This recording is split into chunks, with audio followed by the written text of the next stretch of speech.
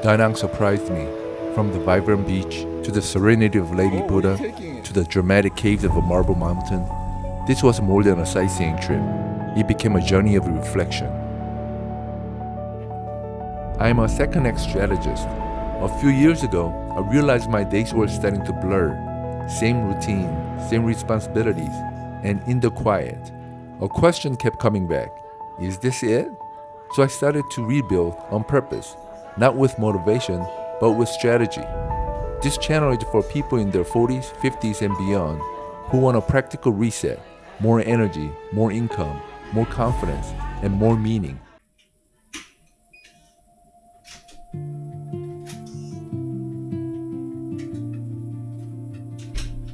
After a long trip from Hoi An, I checked into a new hotel in Da Nang, feeling a little tired, a little scattered, and honestly just needing a moment to reset.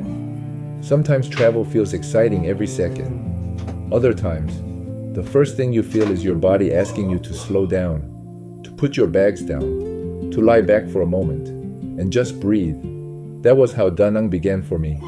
Not with a dramatic entrance, not with some grand realization, just with a quiet exhale in a hotel room after one more move, one more stop, one more stretch of the journey. But even when you are tired, a new city keeps calling you outside. So before long, I found myself walking up to the rooftop, looking around.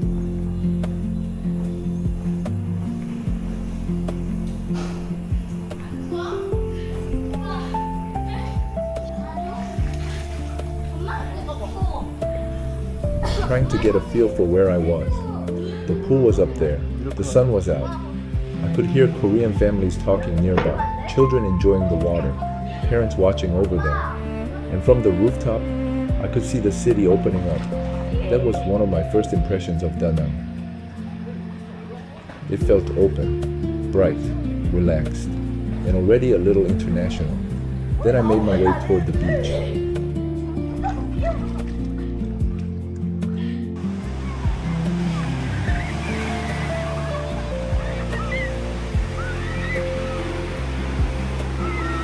And this is where Da Nang really started to reveal itself to me. The beach was wide, the waves were steady. There were kids playing in the sand, people walking, people sitting under parasols, people drinking, filming, laughing, resting. It was active, but it did not feel chaotic. It had energy, but not pressure. What struck me was that people did not even need to be in the water to enjoy the beach. Some were dressed for swimming, others were just walking in regular clothes. Some were sitting at bars, some were lying on towels, some were just there to take in the air, the light, and the atmosphere. There was something about Da Nang that made being near the beach feel like enough.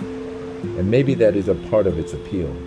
When people talk about Vietnam, they often talk about Hanoi, or Ho Chi Minh City, or Hoi An. But Da Nang feels like one of those places that quietly earns its place in your mind once you get there. It has the sun, it has the coastline. It has the hotels, the cafes, the bars, the sidewalks, the palm trees, the people from everywhere. And at least when I was there, in the middle of February, it had this feeling of being warm, alive and welcoming, without feeling overwhelmingly crowded.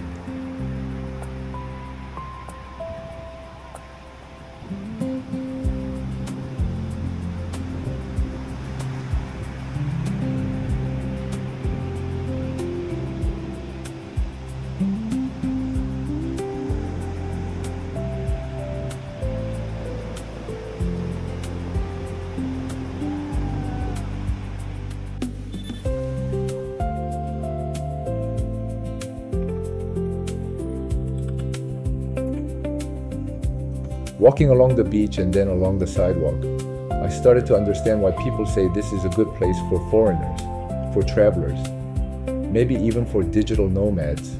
There is enough infrastructure to make life comfortable, enough beauty to make it enjoyable, and enough movement to make it feel connected to the rest of the world. As the afternoon moved on, the mood shifted. The sun started getting lower. The bars along the beach became more alive. Music got louder. Families slowly gave way to more adults, settling in for the evening.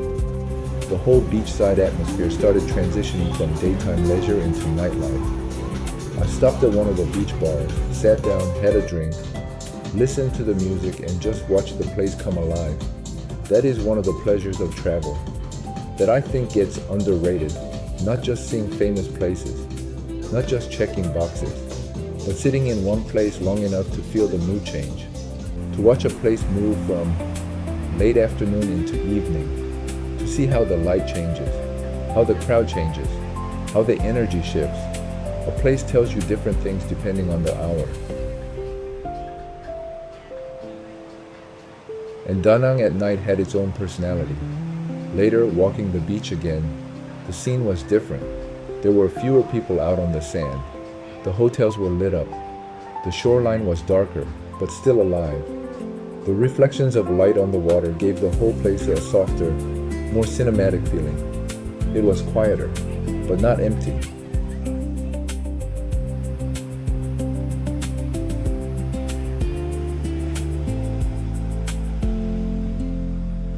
And for me, that quieter stretch was where the trip started becoming something more than sightseeing.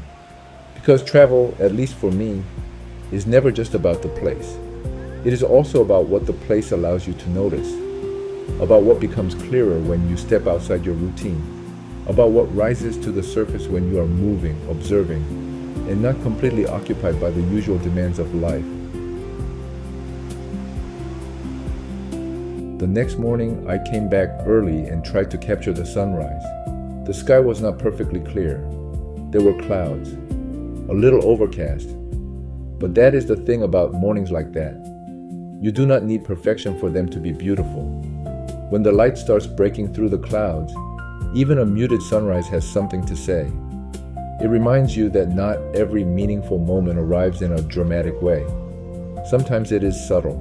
Sometimes it takes patience. Sometimes what you get is not the picture-perfect version, but something quieter and maybe more real.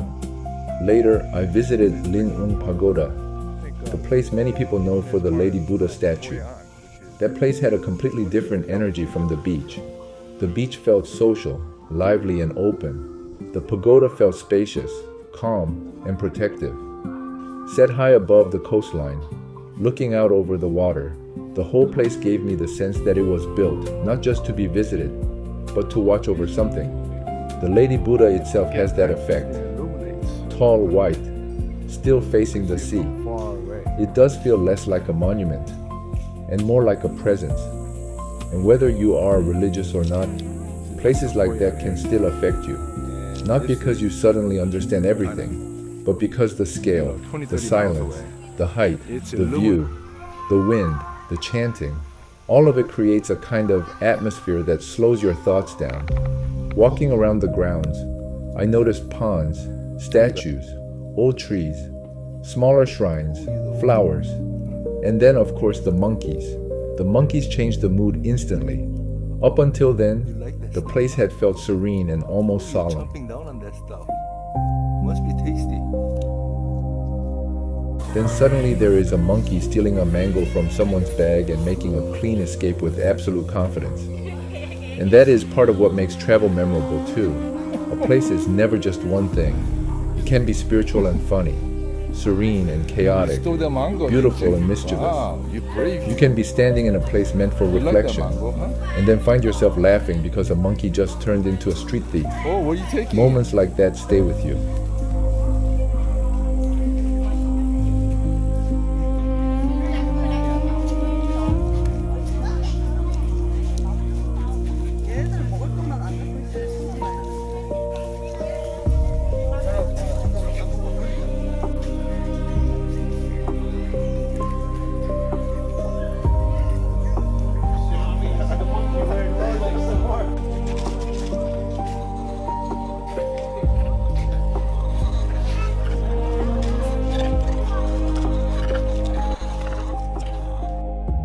As I was filming all of this, I was also having another thought in the back of my mind. What kind of content am I actually making? That may sound like a strange question to include in a travel video, but for me it was real. I'm still learning how to do this. I'm still learning how to film, how to narrate, how to find meaning in footage, how to turn a long walk, a scenic view, or a quiet impression into something another person would actually want to watch. And the truth is, that part does not come naturally to me. I'm not someone who talks endlessly just for the sake of talking. I do not want to fill space with empty commentary, and I know that not every shot of me walking, or every scenic clip, automatically becomes interesting just because I happen to film it. So part of this trip was not just discovering Da Nang. Part of it was realizing that if I want to document my journey well, I have to learn how to say something real, something useful, something felt, not just point the camera and hope it means something later. That realization stayed with me as I kept going. From there, I made my way to a cafe on the mountainside, hoping to find a good view over the city, and maybe capture a time-lapse of sunset. The peak I originally had in mind was not easy to access, so I adjusted. And that is another small lesson travel keeps teaching.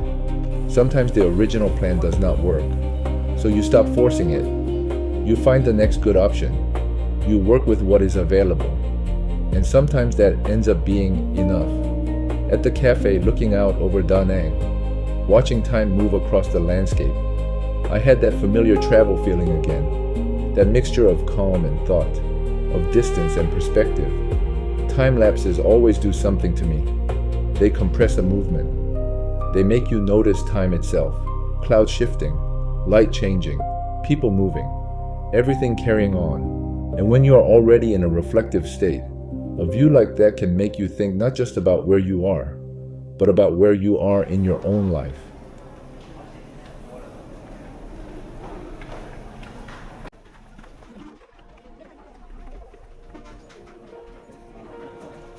The next major stop was Marble Mountain, and this place was different again. Where the pagoda gave a sense of openness and spiritual stillness, Marble Mountain gave a sense of geology, mystery, and human adaptation. The caves felt dry, spacious, sculpted, and surprisingly accessible. There were stairs, lighting, carved surfaces, shrines, openings in the ceiling, and places where sunlight came through in a way that made the whole space feel dramatic and ancient at the same time. What fascinated me was how the natural structure of the cave and the human additions existed together. This was not just a cave left alone. It had been shaped, lit, interpreted, and turned into a place people moved through with purpose. And that, in its own way, also felt symbolic. Because so much of life is like that. Nature gives you something rough. Time shapes it. People build meaning into it. And what remains is part natural formation, part human response. Walking through the cave, then later up through the pagodas above, I kept thinking about how Vietnam has these landscapes that feel almost unexpected. Wide, flat areas, then suddenly these dramatic mountains rising out of nowhere. Caves, openings, shrines, statues, lookouts. The geography itself has personality.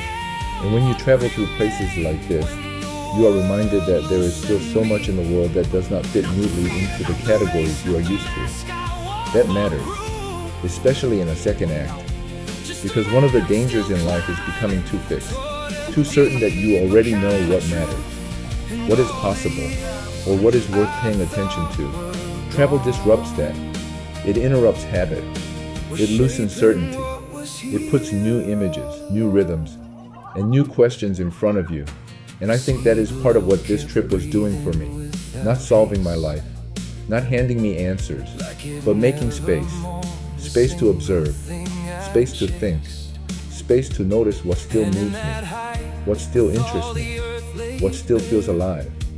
At this stage in life, that matters more than I used to realize. A second act is not only about making more money. It is not only about proving something. It is not only about staying busy. It is also about paying attention, about asking what kind of life still feels meaningful, what kind of work still feels honest, what kind of effort still feels worth giving your energy to. And maybe travel helps with that because it takes you out of the old setting long enough to hear yourself more clearly. Not perfectly, but more clearly. Da Nang did not give me a final answer. It did not suddenly make everything obvious, but it gave me something I needed. A change of scenery, a little distance, a little beauty, a little energy, a little perspective. And maybe that is enough sometimes. Not a conclusion, not a breakthrough. Just enough space to begin hearing the next question more honestly. That may be one of the most useful things travel can give you in a second act. Not certainty. Places like this do not always give you answers, but they can change your pace. They can slow your thoughts down. They can remind you that not every meaningful part of life has to be loud. Sometimes a place stays with you, not because of one dramatic moment, but because of the way it made you feel while you were there. A little quieter, a little more open, a little less caught in the noise. And maybe that is part of what I will remember from Da Nang. Not just the beach, not just the movement, but also these quieter spaces, where the trip asked for nothing from me except attention. You stop running from your life.